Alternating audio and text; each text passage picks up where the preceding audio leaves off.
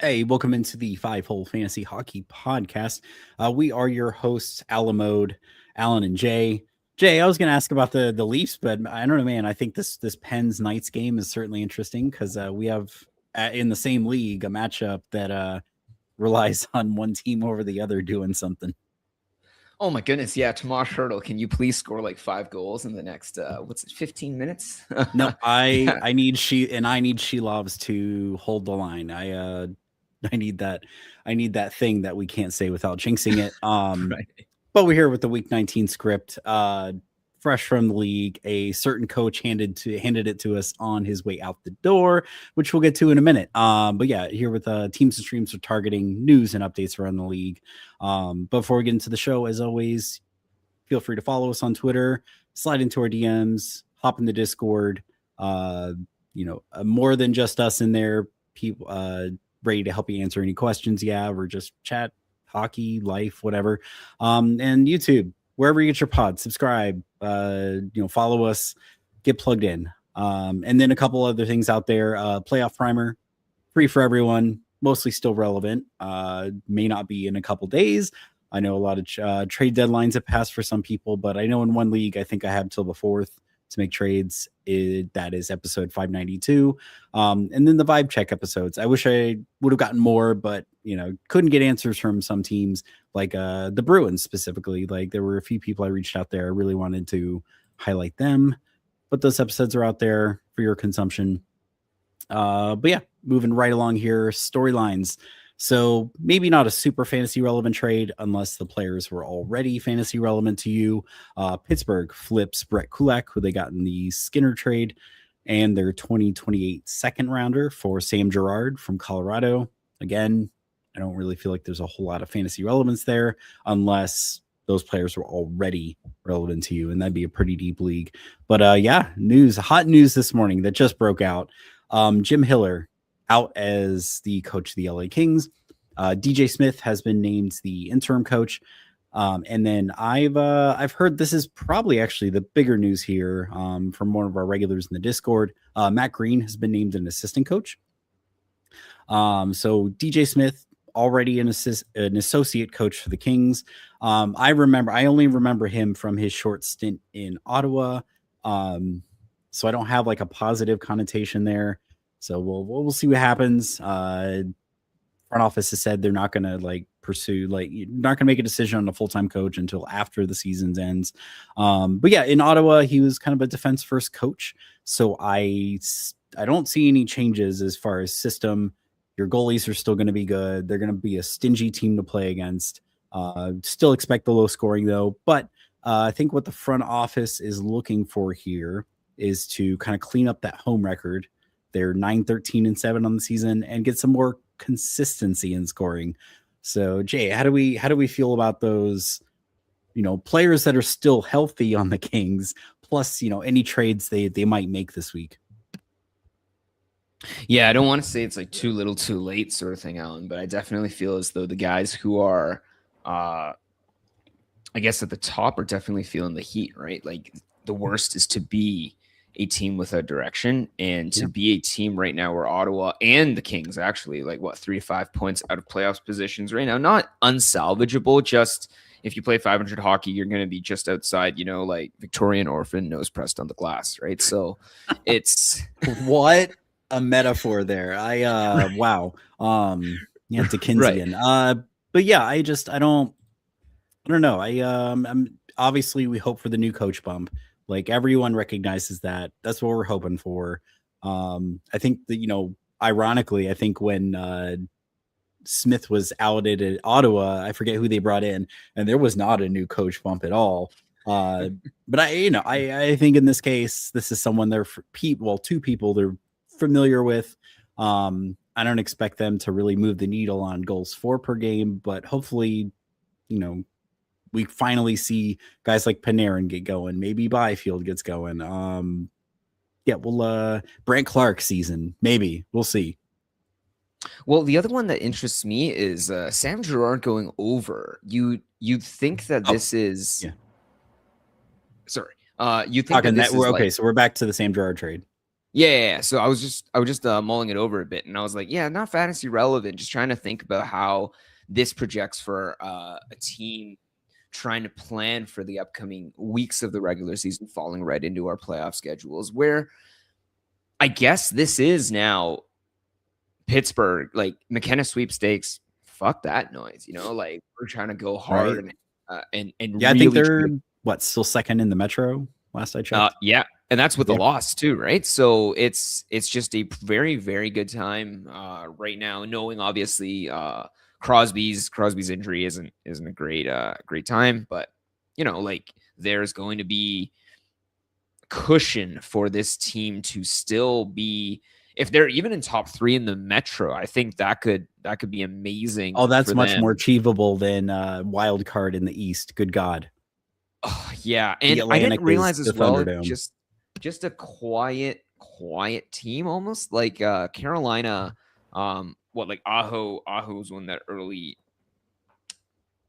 bounce. Wait, no, Finland still got the bronze medal, right? So I guess Aho I did play think all the way through to the final day, right? Even the final day of the Olympics. So it's not like they got rested up or nothing. But yeah, like Carolina's definitely built up a huge lead in the Metro. I think that's what now, like 9 points, 10 points of buffer. So oh probably, uh, and they're looking like cup contenders. But I mean, I feel like that's their mo. Like the that kind last of two is, seasons yeah, is yeah, just year they're in year there to out. go all in, win it all.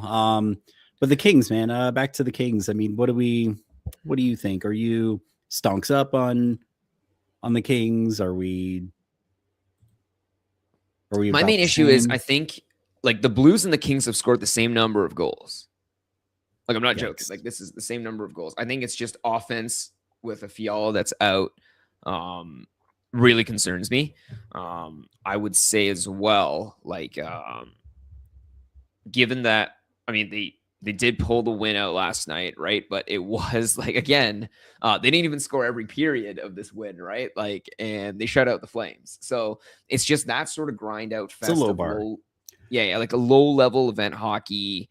I'm gonna even check too. I was like, Alan, they scored 2 goals last Yeah. night, but I'm just gonna also double check. Like, please tell me they didn't actually score an empty netter and then actually only score 1 goal against the goalie. You know what I mean? I don't Like that know. would be. Let me check real quick. I I'm don't gonna think it check too, but was. it's like it's that sort of thing where do I believe in the Kings? It's not like they can't do it. It's just that, Yeah, it was an empty net. which means that the only guy that actually pulled a goal that time was Alex Laferriere with Byfield and Trevor Moore. Like that's, I don't know. Like these are Yeah, the sort of stuff where we'll see the stat sheet, right? And we won't read the context, and we'll just say, "Oh, look, Panarin got in on the goals last night. Nice. Oh, Kempe, kept his point streak up or whatever. Oh, nice." But when you unpack these sort of things, like this team is just so dry in terms of goal scoring. offense. Yeah. I am. I'm not entirely. I'm not entirely sold that this, like, okay, keep your studs, but I would say like don't over invest or overreact to anything. Yeah. And this is a team that I really hope makes a big splash this week, but we'll see. I mean, they definitely have some competition. We'll get to one of those teams in a moment. But another, we're moving on to injuries. Another event that just happened today. Mark Stone left today's game with an undisclosed injury. I saw a replay right before we hopped on here. It looked like it just kind of Letang maybe cross-checked him in the shoulder. I don't want to say use the word cross-check. The camera angle was bad. But yeah, definitely something to the shoulder. Who knows? Maybe he'll be back next game. But this, yeah, kind of a bad week. But bad week if you're a Mark Stone owner to have him out, but potentially good week if you're looking to pick up a stream. I didn't include Vegas in the streams for the week because they're very hard to get anyone meaningful from. But Braden Bowman up to line 1 with Mark Stone out. So this could, that is definitely a guy to keep an eye on. Probably especially in your deeper leagues. I think Bowman's down a lot from his peak ownership toward the start of the season, but definitely someone to keep an eye on this coming week, as Vegas does have one of the best schedules. But I didn't include him in our notes here because, like I said, Jay, I'm sure you can agree, like Vegas, not a real big team to stream meaningful guys from.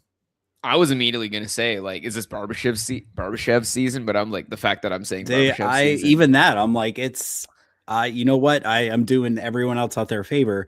I will not pick up Barbashev for this week so that he actually continues doing good things, and everyone else feel free to pick him up. Oh man, the true selfless man. Speaking of selfless, Alan, Yahoo, I guess, is running out of funds in their, I don't know, like company startup or some shit. Because did you see that new start active player BS that's going on the app too? Again? Yeah. Are they really trying to get that going again? Because it looks like it. They took it away, or they tried to roll it out at the start of the season, took it away, and then now if they're creeping it back in, that's gross. Guys, I don't know, like if you know your friendly neighborhood Yahoo donators or donations, you know, like help them out, because I guess they need some. Yeah, Yahoo is a poor indie company. Come on, like have a heart. Yeah. But moving along here, Luke Hughes did return yesterday. Now please, New Jersey front office, please trade Dougie Hamilton to San Jose, because it'd be sweet. But yeah, Luke Hughes on power play too, though. So that is, I wonder if this is to kind of ease him back in, or what. I don't know, Jay. Are we kind of dropping Luke Hughes on this? Do we want to give him a moment to maybe get back up to power play one?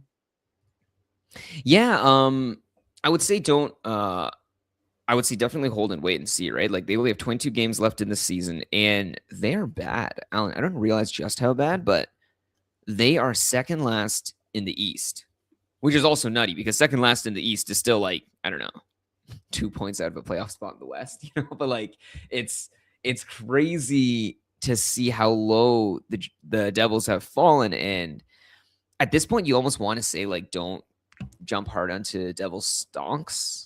No, because their incentive is going to be very closely misaligned with your incentive. You're wanting as much production. They're wanting their guys to, like, you know, go tank commander at this point. So I'd probably say you can hold off. Yeah. And then Jeek, Joel Eriksson sustained an upper body injury in last night's game. I'm hoping when I wrote these notes, I meant like Saturday night. I'd forget. Flew back to Minnesota, so he is out for today, but the next game is Tuesday at home. Crazy enough, I think he's in today. You think? Which is are crazy. They playing at Minnesota today? Yeah, so he is expected to play today, and he's set to play, which is what? Wait, like there it is. I couldn't believe it. Yeah, but I couldn't believe it either. But yeah, he's supposedly set to play, which weird boggles my mind just as much as. Well, if he is in, throw him back in, man. Yeah, upper body injury. Maybe it was just you know, like, he needed some time to clear his head. I have no idea what the upper body injury was. Right. Rather general location. But yeah, so he's probably. It looks like he's suiting up today, and then next game is Tuesday. So yeah. Yeah, I guess it's just like normal operations. Alan, I don't really know in this situation, and like, what in the world are they even playing for? I'm like double checking. Like, they're playing. True. They are playing the. Like, where's Mini? Oh, the Avs. Wait, no. Yeah, you don't want that's next week. That's next week. Sorry, no, that's next week. No, I think they play Tampa on Tuesday. But who do they play today? They play. Oh, the Blues. So they play the Blues. Yeah, I don't know why. Like, is this like a central rival sort of thing? But like, never mind. Blues they play Utah. They play Utah on wait, I'm looking at the wrong week. I keep looking at the wrong week. They are looking at the Blues. Okay, they are playing the Blues today. March 1st. Yeah. They are. And then I think they play Tampa on Tuesday. Yeah. And they play Tuesday against the. Give me a second here, Alan. Tampa. Yeah. So I can understand next week being like a very huge, like, must-win set of games, right? Like Tampa, Vegas, Colorado. Like, sure, I understand that, but the Blues, like, he was somehow hurt enough to go and fly home ahead early, and then also good enough to just, like, what happened? You know what I mean? Like, they flew him home. They must have flown him home, and he was just like, you know, like, sat on the can for a bit, and like felt a lot better. Like, I don't know what it could have been, like, to be bad enough to leave a game, but then also good enough to. Anyways, good on you, Jake. The hits keep coming the LA Kings. Andre Kuzmenko week to week after undergoing surgery to repair a torn meniscus. Yikes. That's a That week to sucks, man. week That's injury. definitely week to week. Because you got to rehab. I think that's in your knee. I'm pretty sure. I I'm thought not a your doctor. I meniscus was just play one on a fantasy hockey podcast. no. I was I'm thinking pretty like a sure that's in meniscus your would be knee. yeah. It's definitely in your knee. But I was thinking meniscus is like along the lines of you'd require like a Some fair amount soft of time tissue. out. That's what Yeah. I was thinking. You need way more than a week to week. Like it's not like on Monday I come back and call you up and Alan, I'm good to go. Like. Anyways, That's a huge. I mean, he was down the lineup on even strength, but still seeing quite a bit of fair amount of power play one. You got to think that Ken Holland goes big game fishing for a stud winger this week, because I don't think guys like McLovin, Warren Fogle are going to cut it. I just, yeah, you don't want they need help. You don't think your wild card chase could be supported by Fogle? No offense to No. Fogle, but No. anyways. And then yes, big injury. We didn't talk about on last week's show because I think there wasn't an update yet. So Crosby on IR, and I think this update came through a few weeks or yesterday at some point. He's set to miss a minimum of 4 weeks as of the 25th. So March 25th is his soonest return. That sucks for anyone who's playoffs weeks 21 and 23. That's your one of the guys you were looking forward, hoping would carry you all the way through. So lineup changes with that. We got Ricky Rax, Ricard Raquel, centering the quote now second line between Rust and was it Hank Avery? That stud that they called up scored 2 goals in the same period. And you have Anthony Mantha on power play 1. I think Mantha becomes like a very I want to say, I hate to use the term must own. But definitely if you have your playoffs that week, a target to either hold long-term or trade for. And now line 1 is that Chinikov, Novak, Malkin line. And I think Chinikov definitely, I think he's only 8% owned in Yahoo or something. Definitely someone, if you have weeks 21 and 23 playoffs, he's just been unbelievable since coming over to Pittsburgh. Oh, Lord knows. I'm playing against the Pens fan today, and he has so many Pens. I'm seeing Alan. It's our Super League, where we have like the Super Banks, yeah. And holy moly, like, what's this? Goal for Chinikov, goal for Raquel, assist for Malkin, assist for Mantha, 2 for Carlson. It is brutal for me, but amazing for any Pens fans and Pens holders. And it is a good time to be a Pens fan in terms of, just seeing depth scoring pop up, be relevant, right? Like this sort of dynamic is incredible. Like this is exactly what we were praising Dubas for the other time, right? To just have a lineup constructed that is solid down the core and also has young guns and draft picks all the way through to buffer through. Yeah. My goodness, it is painful, Alan, to be facing any Pens today on this final pivotal Sunday. I think, and again, I didn't put them tier 1, tier 2 streams, but I do think if you're gonna try to pick up a pen and hold them for your playoffs, this coming week might be the week. They have a pretty good schedule. The following week 20, week 20, they only have 3 games on all the busy days, but still, if you hold them through that, it's straight shot to your playoffs. I think Chinikov, Mantha, if they're out there this coming week, is probably the week to see if you can pick them up. John Carlson, the Capitals, still day-to-day from an upper body injury he sustained right before the Olympics. Not a whole lot really anyone can do there. Chikrin, super highly owned. Power play 1 was kind of getting bounced between the two of them anyway. But still out there. So next big team to talk about here. So Dallas. Hintz is out sick, so he should be back sooner rather than later. Rantanen has been declared to be out more than the initial 2-week timeline. And I think this news broke yesterday. Tyler Seguin officially put on season-ending IR, which is something they introduced this year to to prevent the cap circumcision with the guys like Mark Stone, Kucherov, Patrick Kane. So he is completely done for the season. He cannot come back. Is there value to be had here? Is kind of what I'm. Oh, let me close this ad here because I want to pull up the current Dallas lineup here. Yeah, I would say the biggest value is kind of from like this new kid, right? Like Maverick Bork. Yes. Burke. How do we say his last name? Bork. Like Bork. Yeah, the Swedish chef. Bork. Right. Right. And then the other guy is like, how deep do we want to go down the well for like Sam Steele? But aside from that, like everybody else, I would want to say is like largely contained and obtained. Like Matt Duchene, I think is the big standout name, but I looked and he's still at 50%. About yeah. So yes, and this is spoiler alert. I'm skipping ahead in the notes here. Whatever. Dallas, one of the tier. I believe I have them as tier 1. Mm-hmm. Yes, tier 1 team. They have 4 games on 3 off nights this week, but then they have 3 games, no off nights the following week. So we'll see here.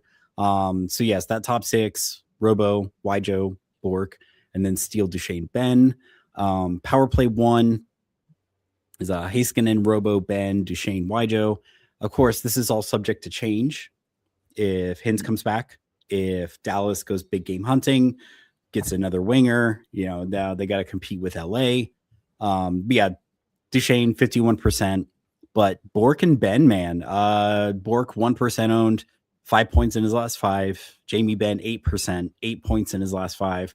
I actually, in our Bangers After Bangers, Jay, I used my last ad since I'm going to win this match to go ahead and preemptively pick up Jamie Benn. That is my juicy, especially because he's tri-eligible in Yahoo.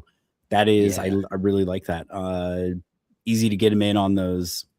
I think they avoid most of the busy days anyway. Mm-hmm. But on that Tuesday, probably they play. It'd be easy to get him in. But yeah, I don't know, Jay. Is there anyone else you see that we could maybe get some sneaky value, or maybe something that they shuffle some lines and someone moves up? I don't see any strong contenders for that top 6 time. I know they put and I'm going to butcher this because I'm sure it is. I want to say it's probably like something Polish or Eastern European. Hurricane. I know he was playing up with Rantanen earlier before Rantanen was out. I don't see anyone in this lineup that really screams like potential top 6. Wait, his first name is Justin? Oh, he must be like an American or a Canadian, where like they just had a originating last name. I was like, oh, Justin. Okay. Anyways, so looking at it, so there's Rantanen and Hintz. So those 2 guys were power play 1 slots that then got opened up, right? So it looks like the 2 guys that got those power play 1 slots opened up were Ben and Duchene. So I think simple, straightforward is if you have Duchene or Ben available on your wire, get those guys immediately, because I feel like Duchene's got to be the priority ad if he's available. Yeah, because I think Duchene is not just the priority ad. He's the priority ad because he also does well. Actually, okay.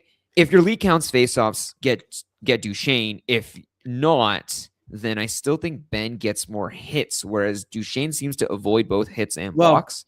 I would say Duchene, and then depending on your scoring, Bork or Ben. Okay, yeah, I could see that angle. The other part is Duchene gets, for some reason, like 15, like almost 16 minutes a night, but it looks like Ben only gets 12, bordering on 13. So yeah, I'm not he's sure pretty much a power play specialist at this point. Right. So I would say, yeah, like in that order, Duchene and then Ben. But after that, it's a pretty steep drop off. And I want to say then you're seeing if like Bork, maybe like a 1% ownership, still only getting 14 minutes a night, but it looks like he's getting Robo and Wyatt Johnston access. So, probably you got to love the even strength deployment. But he's kind of like, he's probably just the grinder in the boards, making sure to dig the puck and get it cycled back out. You know what I mean? Like you're really hoping that he does, aside from that, like some significant five-a-side time, because he's got what, PP2, And aside from that, he's not the guy handling the puck off the half boards on any of the power plays or anything. So, anyways, yeah, just probably value pick there is the one you got already, Alan, Jamie Benn. Yeah. Mwahaha. But yeah, let's with that, that's all I got. Let's go ahead and move into the schedule here as soon as I switch which tab I'm sharing for the visual people. Man. All right, there we go. All right. So looking ahead at this week's schedule, only real snag gotcha here this week is Thursday, 8 games. So it's depending on how you think about it, it is or it isn't an off night. But I think on the game grid here, as far as determining who has what, it is considered an off night. But Monday you have 6 games, Wednesday 5, Friday 7, Sunday 7. So those, no big changes there. Tuesday you have 11 games, Saturday you have 11 games. But as far as best schedules, games played leaders, 15 teams have 4 games. So you got a lot of maneuverability here for long-term streams, like, to pick up one team, drop another. Off nights, though, Detroit, perfect stream, 4 games, 4 off nights. And then I have for 4 games, 3 off nights, all these teams avoid the Thursday. No matter how you think about it, doesn't matter. So Anaheim, Carolina, Colorado, Dallas, Vancouver, Vegas, 4 games, 3 off nights. And then kind of some, I don't know, the quote easiest schedules. I do think St. Louis is worth mentioning here. And I'll mention them again later. Wednesday, Friday, Sunday. They're on a road trip at Seattle, at San Jose, at Anaheim. I feel like those are some winnable games for them. As well, depending on how much of a fire sale they hold throughout the week. Dallas, Vancouver, Calgary, back-to-back to start the week. Colorado, the only real playoff team they're looking at this week. And then Chicago. Carolina, another, real big playoff team here. They play Seattle, Vancouver, Edmonton, Calgary.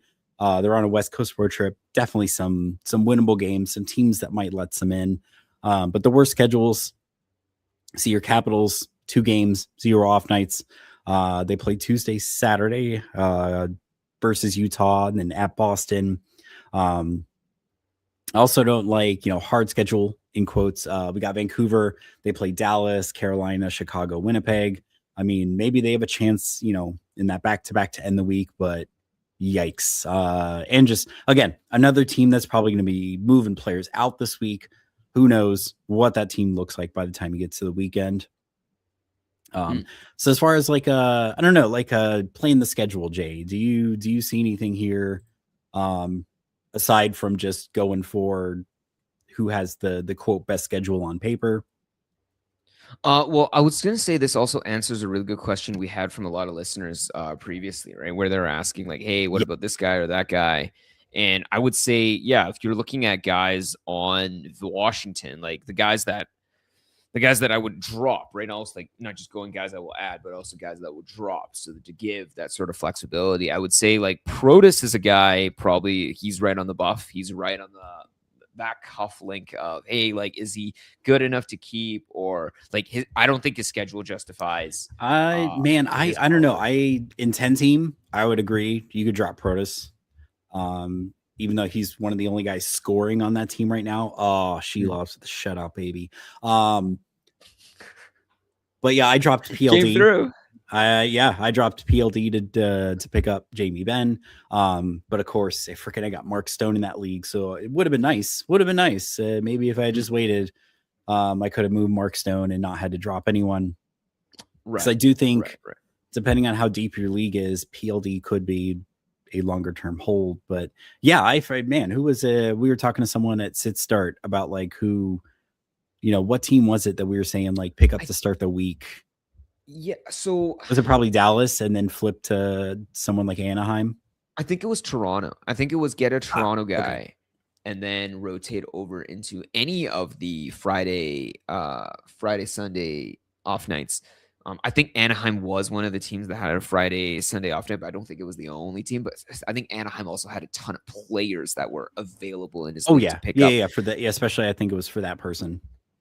But I think the discussion that I was referring to was more so that in the upcoming week, yesterday for Sister, there was someone discussing, hey, do we want to start Heischer? Do we want to start Strom? Also had like a big brain play specifically for Strom. But yeah, like Strom is another example, almost like even higher up the cuff link where, hey, look, so Protus, like there's already like, the idea that, hey, maybe Protus is a droppable guy, especially in a week, especially when there's a Tuesday, Saturday heavy night, 3 nights in the middle of no games. That sort of setup is like, gosh darn it, that's frustrating. Well, what about upping the ante and seeing like a guy like a Strom, right? Like, is Strom a droppable guy? And then like if you look at the schedule is pretty damn clear. The I was schedule gonna say says maybe in a 10 team where you have no utility slots. I would say Dylan Strom. You could probably find guys like that in the waiver all day long. because the problem too is Strom has a horrific upcoming week. Oh God, Alan, help me out here. There's week So man, that was 19, another. right? Yeah. Week 19. Week 19. But the week 20 schedule is amazing. The week 20 schedule for Washington is incredible, especially early. They are the Toronto of week 20. Basically, Toronto is the week 19 darling in the beginning. Yeah, so I don't know. Like, do you have that sort of angle where you can hold this guy for a longer stretch? I would say drop, mainly because you can still optimize for the coming Saturday if you need to, but you want to give up that 5 days runway for you to end up building up, I guess, your week 19 lead. Sorry, Alan, let's go back to that Vazzy. Yeah, man, I don't know. I wasn't able to watch that game. Yeah, man, just from what I hear, there's just guys out of place, not playing. Same thing happened in Carolina, right? They ran up a bunch right away just because guys weren't doing what they were supposed to. And then, man, I don't think I got any extra points for Gensel getting ejected. But yeah, man, and I think they let 5 before they finally pulled Vazzy. Yeah. Yeah, it wasn't his best night. Not even getting to 10 saves is kind of nutty, to be honest, Alan. No, team can only do so much. But yeah, I guess we'll move along to streams here. So tier 1 got Detroit first and foremost. We have to mention these guys because they have the perfect schedule. Well, Alan, do we want to touch on Breadman and we'll get there, yeah, because one of his questions pertains to Carolina, who I have in tier 1 here. So we get perfect time to discuss that. So Detroit, Kane's down to 30. Well, Patrick Kane down to 32%. Line 2 power play 1. I think he had a point last night. So I wrote these before that game took place.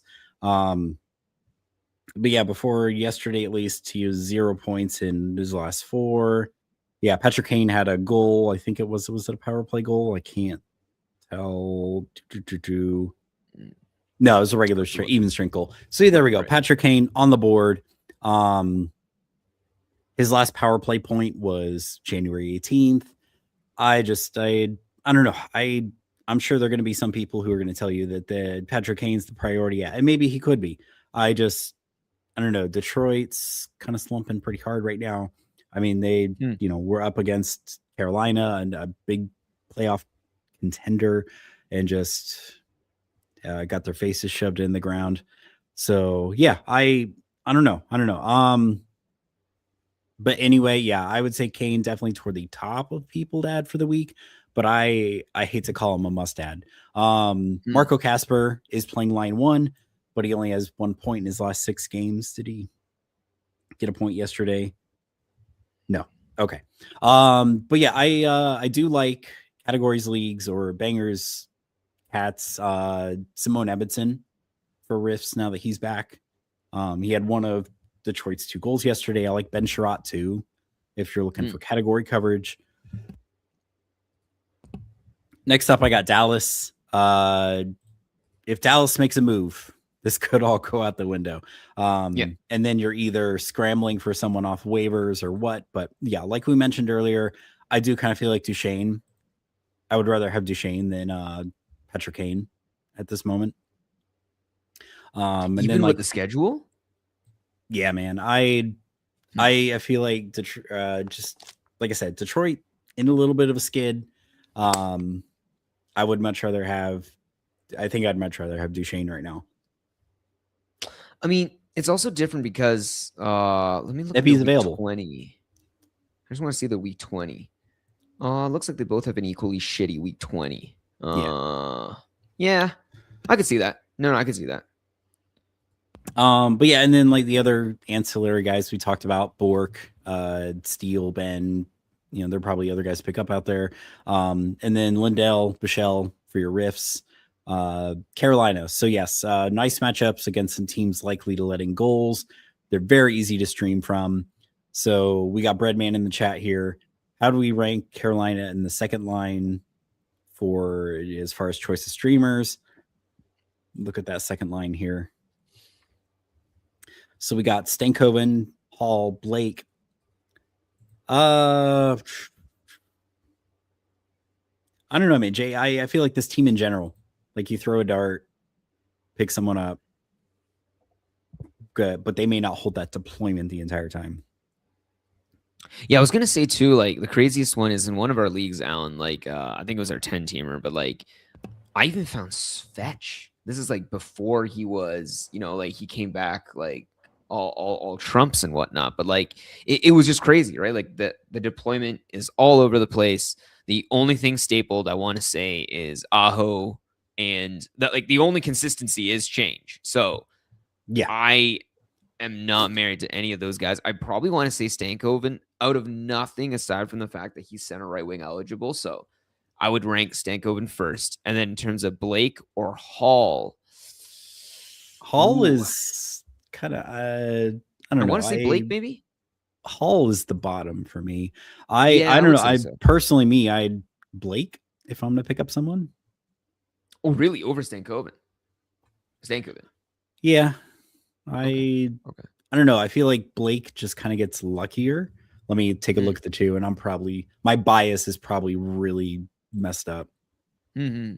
Well, I'm always for the positional flexibility. In which case, honestly, I didn't even realize that Seth Jarvis was the fantasy unicorn. Gosh, goodness, that man is gorgeous. Then, but yeah, like Logan Stankoven would be the guy that I would say he's the I guess he's the unicorn without. Wait, if he's the unicorn without the unicorn, is he just the horse? Yeah. Anyways. See, yeah. I mean, Stankoven 2 points in his last 8, and those 2 points were together. Jackson Blake 4 points in his last 3. I feel like Blake gets the chances better or more chances. Yeah, he somehow ends up in positions where he can score for sure more than other folks. And oh my God, Lang, oh my goodness, Stankoven, those 2 goals. Those 2 points came like it was at the blow. Game. I think that was that game against Tampa is throwing everything off. Because even Taylor Hall's gonna look pretty good too. Because before that, the dude had scored in like 7 games in like the entire month of February. Yeah, because Taylor Hall had 3 points yesterday, 2 points in the game against Tampa. But before that, January 24th, he had a goal. So I say, yeah, I mean, they're all. That's the problem with Carolina is like you can grab any of these guys. They're mostly available. They're just throw a dart at the wall, see if they get anything. But yeah, I would Jackson Blake would be who I'd grab first on that second line. How in the world are they where they are, Alan? It's so confusing. Like you look at all the guys and like none of them seem to be scoring like a crazy amount, but I guess they all score enough so that they combined. The phrase "sum of their parts" is so key. Like they are way more than the sum of their parts as a team. And that's the nice thing about this team is they score by committee. Yeah. So there we go. And then otherwise for Carolina, I mean, Keandre Miller, if you need some category coverage, about the only guy I'd really strongly recommend. Before we get to tier 2 here, because I don't really have a good spot to inject this. Frank, thoughts on Luke Evangelista and Charlie Coyle rest of the season? I don't know if Charlie Coyle moves. I don't know. He didn't really I don't think he did anything yesterday in that game against the Isles, but yeah, that was they're sticking him on power play 1. They seem to really like Charlie Coyle. I don't know. I think Columbus might use him as an own rental and just push. But Evangelista, damn, I almost want to say give me Evangelista. I feel like he's getting better deployment and may continue to get better deployment if Nashville sells some parts. Yeah. I was just checking to see like Evangelista's deployment, right? Like he's, well, I mean, like, if you look at his production, it looks pretty good, but like Yeah, he's line entirely one, power play no, two. power play two. But he's entirely dependent on him being the feeder, right? Like it doesn't seem like his production's coming from being the finisher himself, right? Which is fantastic so long as Yeah, like I mean, one, Stamkos on the line, it makes yeah, sense. like as long as Stamkos continues to produce like otherworldly numbers, like it's kind of crazy to see, it's Alan, crazy to be to honest, see after last year. vintage Stamkos just in a yellow jersey. I don't like it. Yeah, between the two, I feel like Evangelista is likely to stick with better deployment. I see Marchessault on that Nashville power play. Rumors of him moving out. He Evangelista could be the next man up. If I had to guess. Right. But if we had a choice between the two, yeah, Evangelista. What? No. Possibility.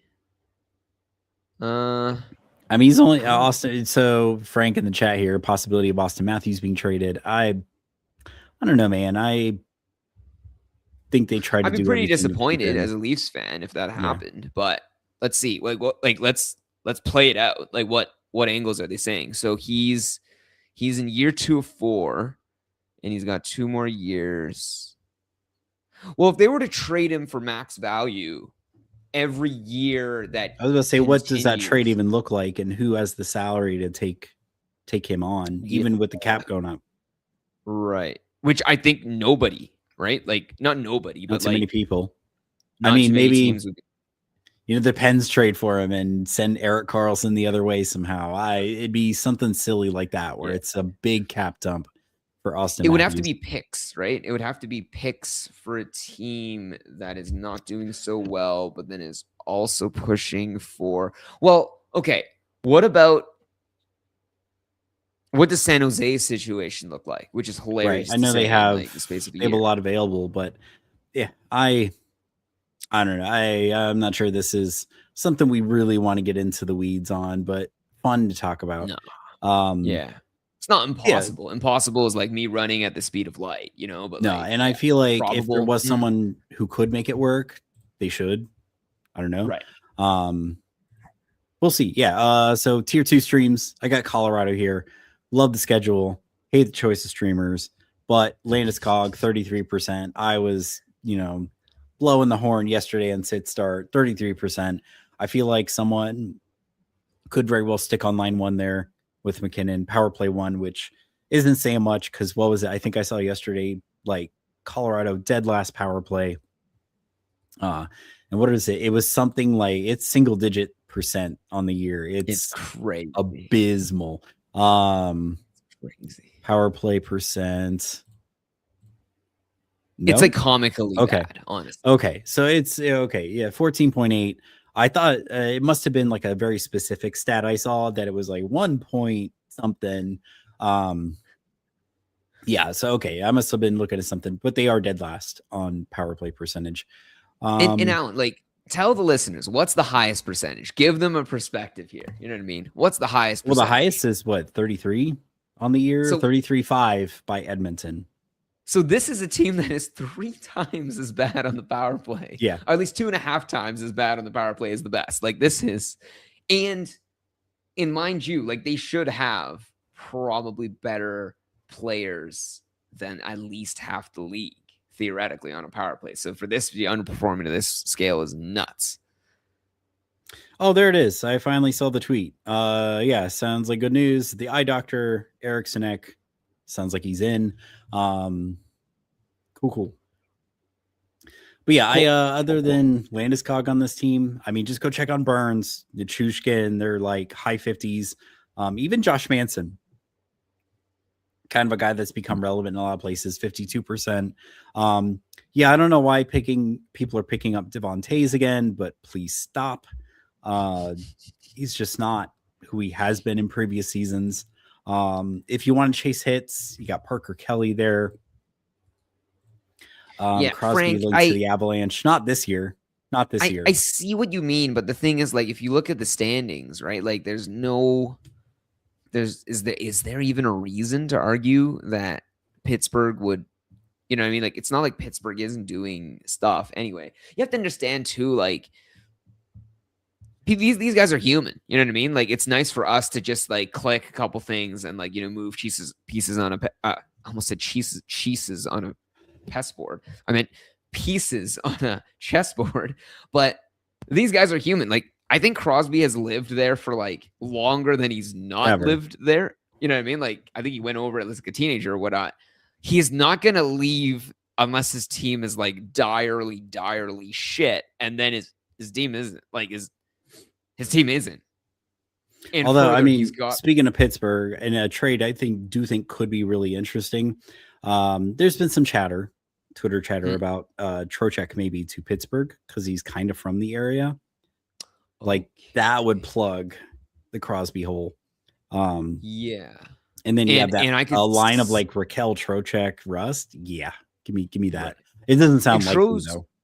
And Tro's never won a cup, I don't believe, right? So it would because what was he like? Florida, Carolina, before New York? I don't think it was a cup on any of those teams. So it would flow that he wouldn't, you know, like the Rangers could win a cup very soon, but it ain't gonna be 25-26, right? So he's getting up there in terms of like potential years to compete for a cup. He's not gonna just give up one like opportunity if it presents itself to him. Yeah. Like that'd be an interesting one for sure. Yeah, I don't think Crosby moves. Moving on here, Anaheim. Their schedule's pretty good from Wednesday on. Beckett Seneca, 46%. Just go check.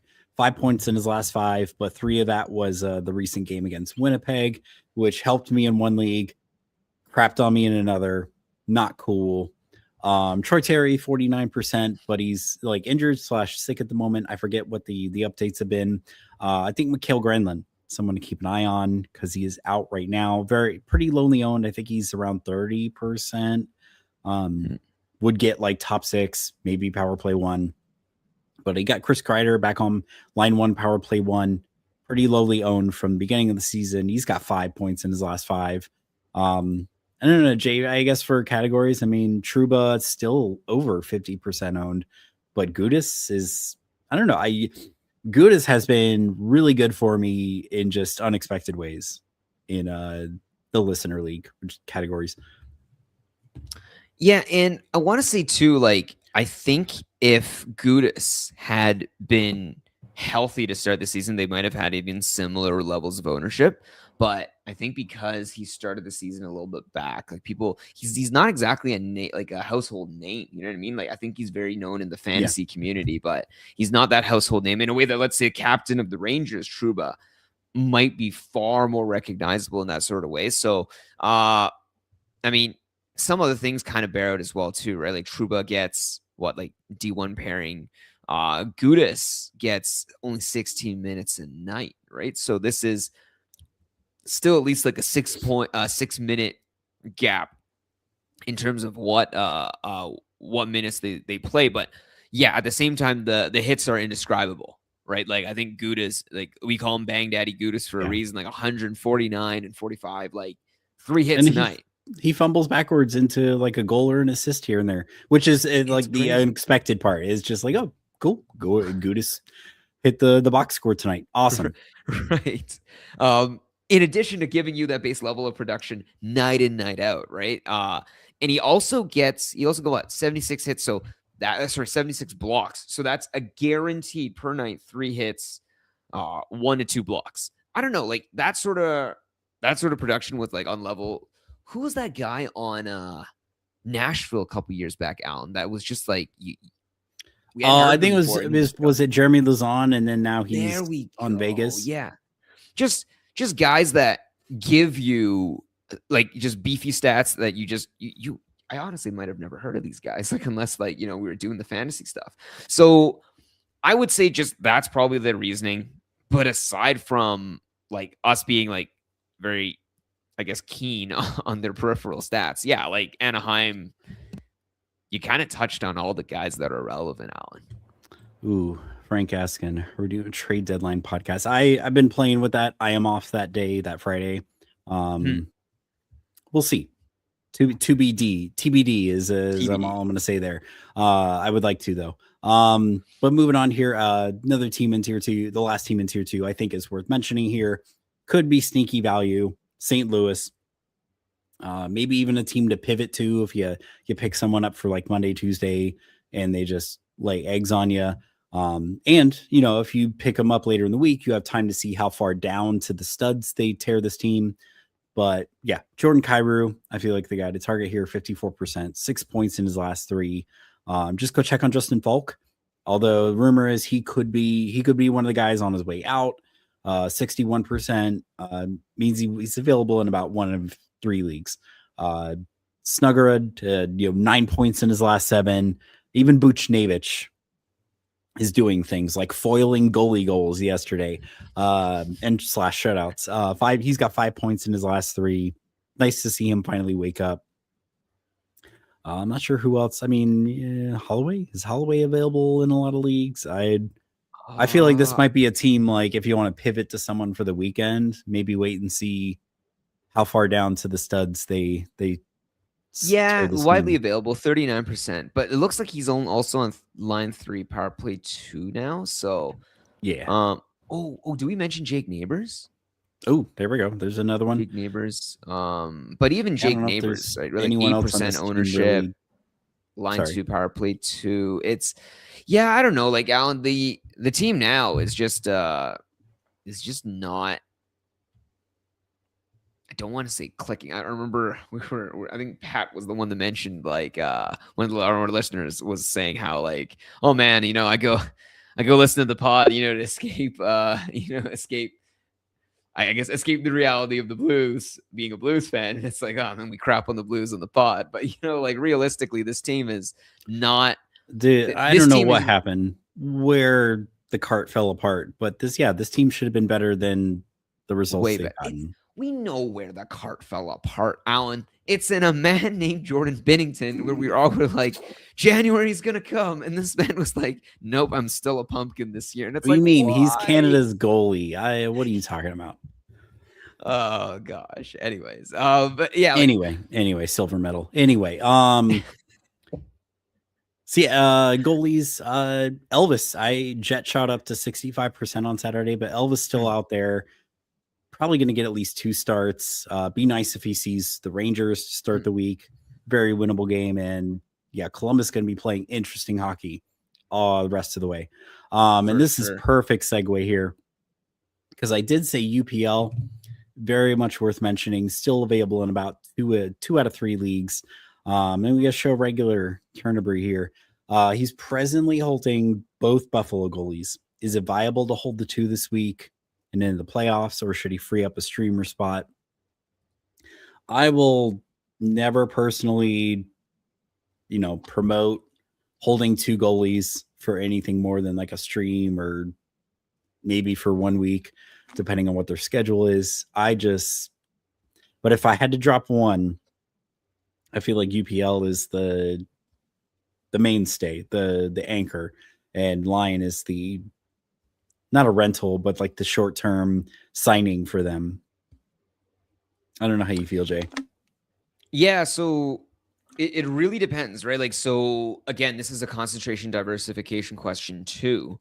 And I agree with TJ. TJ, I think, I don't know if this TJ's example or just the example I use in my mind. Would we hold 2 forwards if it meant we got all the games that week? Whereas a goalie, do you really want to use 2 roster spots to, get all the starts?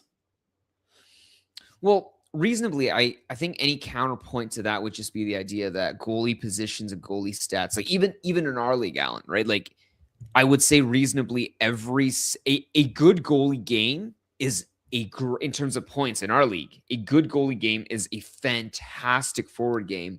I would even say a great goalie game could be a week's worth of skater points. So in a dynamic like that, it's just a matter of, I think you can concentrate into goalies and you can concentrate into a team crease. The problem is they don't come very often in fantasy relevant terms. Like, I think the last crease where I could unequivocally and also have the stats and also have everything back up and say, hold this team's goalie crease was probably what, like the 21-22. What was that? Oh God.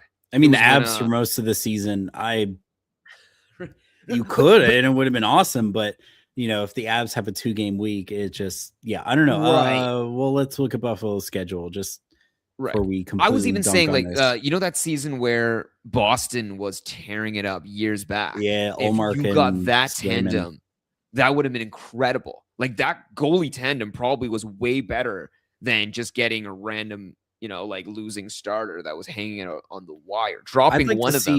I'd like to see the math on people who, for that season, but it's like you really got to get lucky on a team like that. But Buffalo is a friggin' wagon right now. But that's what I mean. Like, I've had to mention Allen like 3 or 4 seasons back, because that's just how rare a true goalie crease tandem would be, where it's like, wow, it's amazing. And do we think Buffalo is that? Damn, it's tempting. I mean, looking ahead, we got, I think it's 3 games next week, 4 games the week after, 3 games, 23rd to the 29th. Right. The real question is, I don't know. It's, for me, it's just kind of Buffalo. Yeah, 3 games, no off night.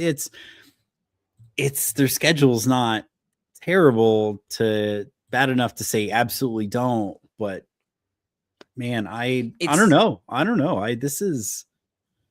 It's almost a line in the sand for me, and I would say, like, don't pull both. And for me, UPL is the for sure longer term. It is only relevant if and only if they hold a very juicy schedule for that quarterfinal or semifinal. That's the only angle, because at that point, your entire 20 weeks worth of season are determined by that 1 week anyway. And I would say for one specific week, I could probably possibly see an angle where if they had a juicy schedule, amazing one, you think they had to win out and they are going to crush it all the way through, grab however many. But it is super concentrated. And the one thing I don't like about that one too is, Alan, a team's not going to win 20 games in a row. You know what I mean? Like, if you have a starter goalie from any other team, you can go, like, have a random bounce or something and it works out for you. Even then, both of them have been giving you good rate stats. So it's not like you're holding both, and one of them is winning every game 5-4 and the other is 1-0, 2-1, 2-0. I don't know. For me, it's almost just kind of like a hard line in the sand. I do not want to, unless I'm streaming that backup for a spot start. Yeah, you have 4 games in the March 16. They do have 4 games. They are, and that's where I agree. Like, it's so, they're so good right now. It's very hard to say it's not that it could be worth it. I don't know. It'd be one of those hold for as long as I can, but almost hope that one gets injured. So I kind of have, like, I don't drop them for nothing. Right. It is also crazy though. Like, it's actually insane. Like, I didn't realize until I looked at the standings that they bumped Detroit down to the wild card. Like, in comeuppance together with what we said about Vazzy last night. Could you imagine if the Buffalo Sabres caught Tampa and were first in the Atlantic? And then we looked back at this statement. What a freaking timeline we're in. But what a timeline where you would have not just the tandem, any tandem, you would have the repeated top tandem. It'd be like if you had Colorado's goalies for the first however many months of the year. Alan, what kind of fucking season are we in, man? I don't know. Yeah. I hate this timeline as a Leafs fan. I love it for the league. It's just, God damn it. Yeah, let's grab a couple of these questions in the chat here before we sign off. And my voice is starting to give out. Fantasy playoffs, McCann or Zook. It depends on your scoring. My gut reaction gut reaction first is which? In points, give me Zook. But if it's categories / bangers points, I like McCann. But I do think Minnesota, a team that's going to get better, and I don't think they're looking for a winger to replace Zook. So his deployment is probably more stable. They're looking for a center. So yeah, I'd give me Zook and points, McCann and like a Cats bangers points. Is Zook dual eligible? I don't remember. No, I think he's just right wing. Because I would have to check to see. My impression is that McCann is center left. Yeah, center left or center left. So I think that on that alone, I think I just lean Zook. Oh, sorry, I lean McCann. And then what's up with Chicago power play 1D? So Levshinov had it for most of the season. Right before the Olympic break, I don't think they sent Levshinov to the minors. I think they just was a healthy scratch. And then they called up Sam Rizal, put him on power play 1. He didn't really do anything with it, I don't think. At least not enough for me to pick him up. Yeah, I think Rizal is the healthy scratch now. It's probably back to Levshinov. Let me double check here. It is.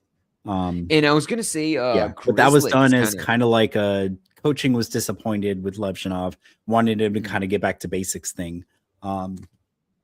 So I could see it going back to him unless Chicago trades for someone, which they're not buyers.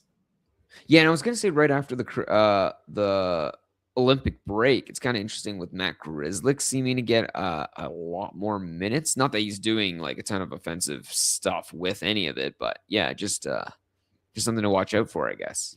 Yeah. And then last one before we close up shop. So who wins this trade? I gotta hope that this is for weeks 21 to 23 or else this makes a little sense. So we had Fox, one of Darren Radish, I assume. There we go. Standard Cats with hits and plus minus, no blocks. So we got Fox, Radish, Rust for Panarin, Dobson, Carlson. It's pretty even, I think. Now that it clicked that it was Darren Radish and not like Taylor Radish. I don't have a standout name between the two. I would probably just say Radish and Carlson. I would want the Fox, Radish, Rust side. So Radish and Carlson are probably like equal value relatively, right? And then I don't know, man. And then Fox Darren Radish. There we go. Right. So I would say if you're doing comparables, then it would be what? Fox against maybe Dobson and Radish against Carlson. And then I would say Fox and Carlson are the comparables. Fox and Carlson and then Radish and Dobson? Yeah, I don't even know if you can compare Radish and Dobson. Like, I mean, Dobson was probably giving you other categories, but Radish is giving you points, power play points. 100%. At least before I would rather 2 games. Rust and Panarin, not in the same. I mean, unless Kings really get going, I'd rather have Rust. Right.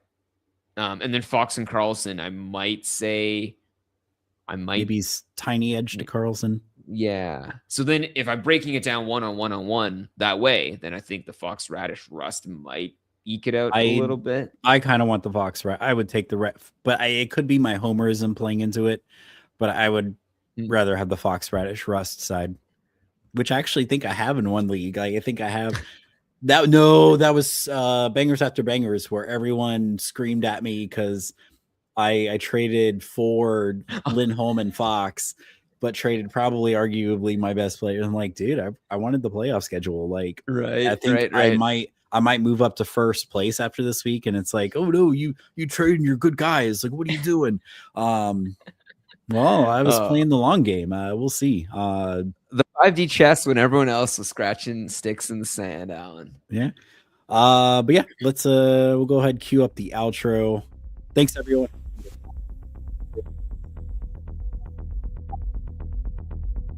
Day for sure for the shutdown shift, and then like I said, I have off Friday, so I could very well do some sort of live stream reaction for trade deadline. We'll see if there's anyone exciting left, but yeah, we should absolutely do some sort of reaction show. But yeah, good day, good night, take care of yourselves and each other. Win your matchups, boys. Win your matchups. gents. We'll pick you up later.